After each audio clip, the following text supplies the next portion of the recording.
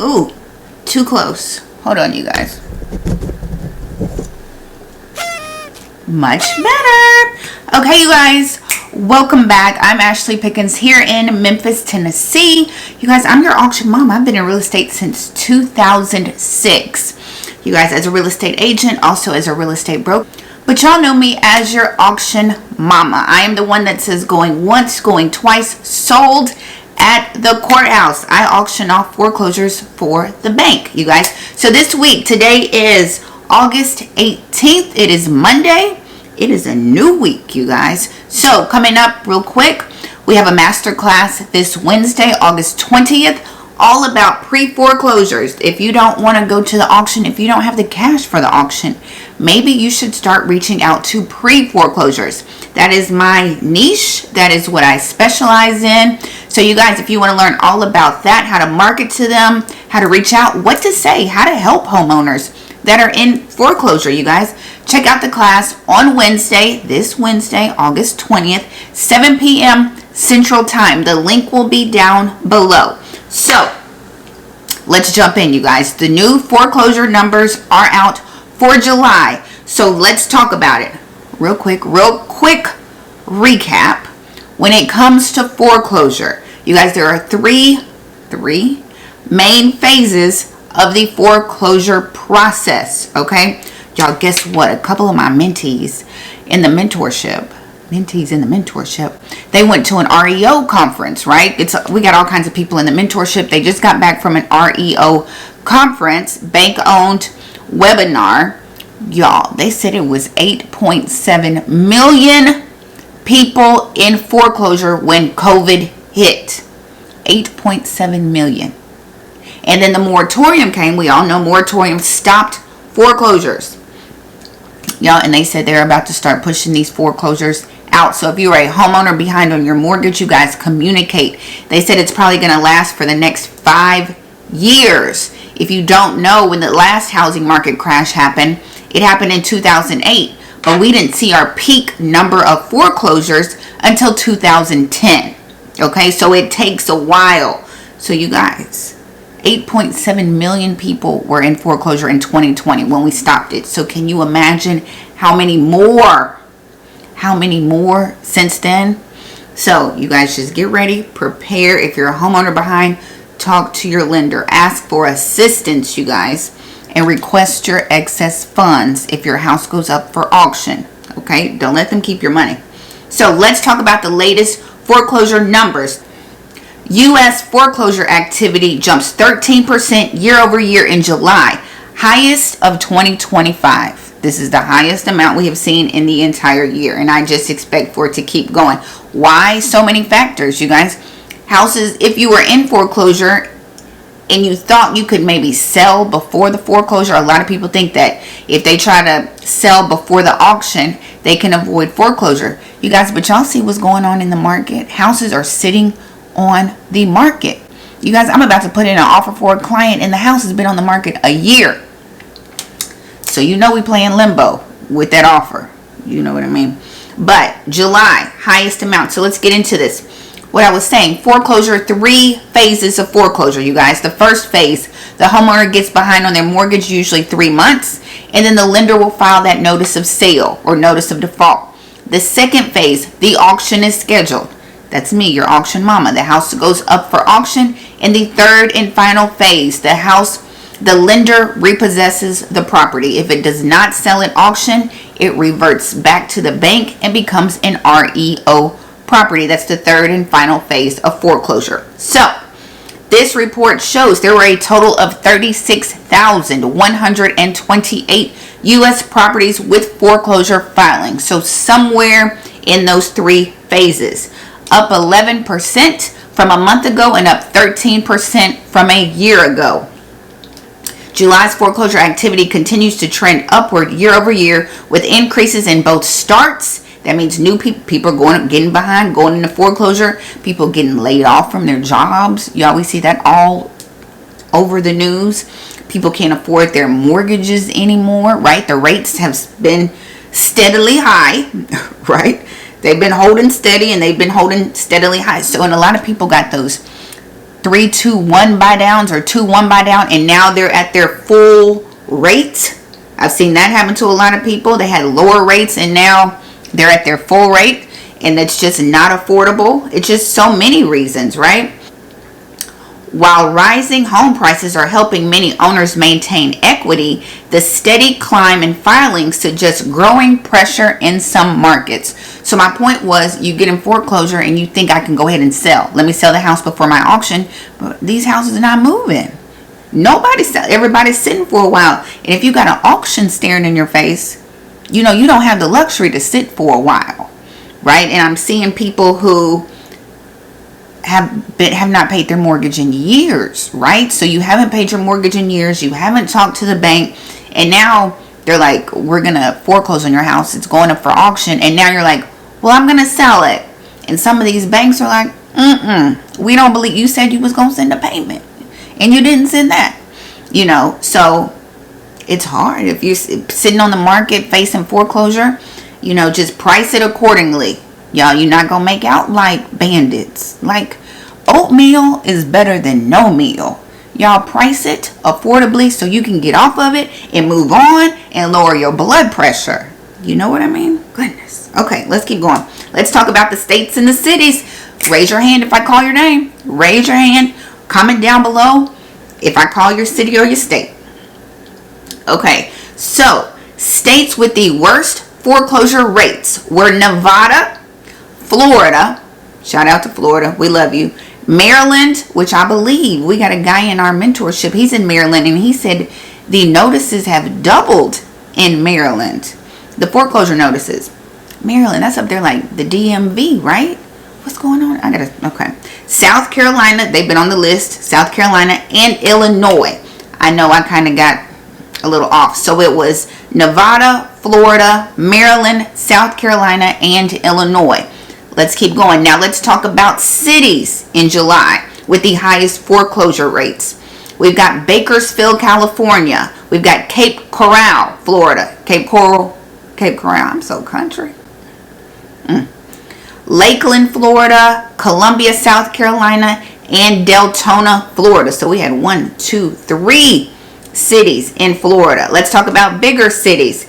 Houston, Texas. Maybe Texas? Y'all have, I don't know. Texas, just hold on. That's all I can say. Talk to your lender. Veterans in Texas, veterans across the country. Talk to your lender if you were behind in foreclosure. Okay? Talk to your lender. Houston, Texas, Jacksonville, Florida, Las Vegas, Nevada, Riverside, California, and Cleveland, Ohio. All right, that's overall highest foreclosure rates. Let's talk about number of foreclosure starts, right? These are people who are going into the foreclosure process. A lot of them for the first time and a lot of them for the 5th time. Because, you guys, a lot of people can go through the foreclosure process multiple times, okay? Go into foreclosure, maybe they file bankruptcy, get out of bankruptcy, get behind, go back into foreclosure. So, but these are the states with the highest foreclosure starts. Lenders started the foreclosure process on 24,302 properties in July, up 12% from last month and up 11% from a year ago. States that had the greatest number of foreclosure starts in July: Texas with 3,600 foreclosure starts.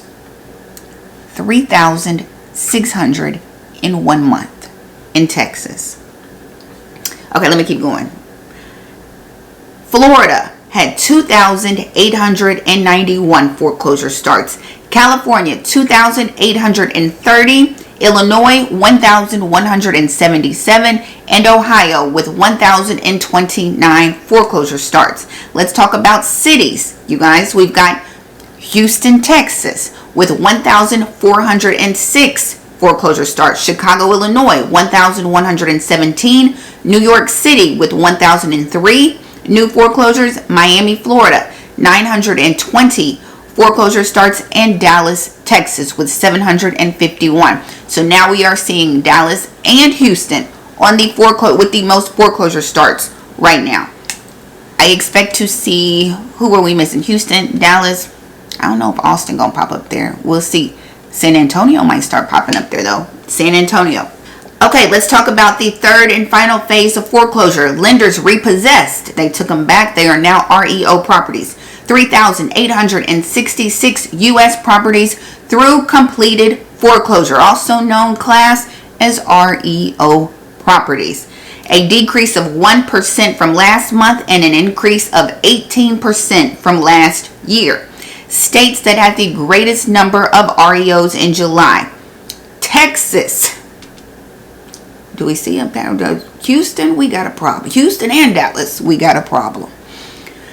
Texas, 377 REOs. California, 360 REOs. Florida had 241. Michigan had 236. And Illinois had 223 for the month of July.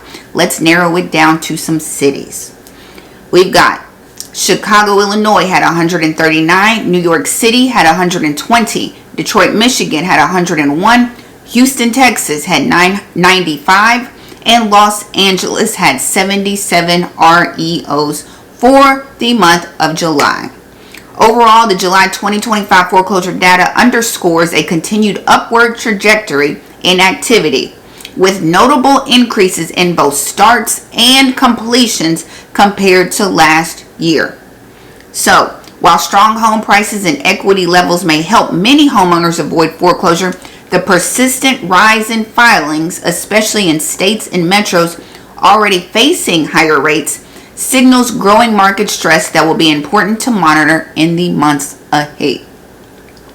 They said in that webinar, that REO webinar, that it's about to start. Like it's starting going like in the next couple months and will last like 5 years.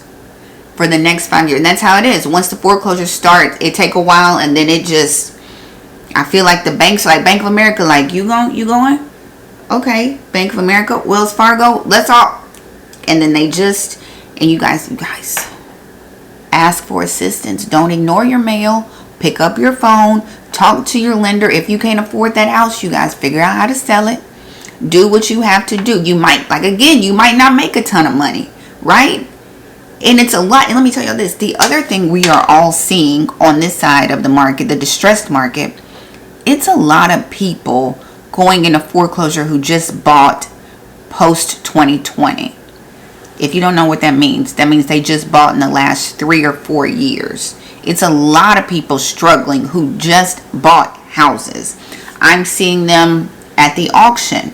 When I look them up, it's like they just bought in 2022, 2023.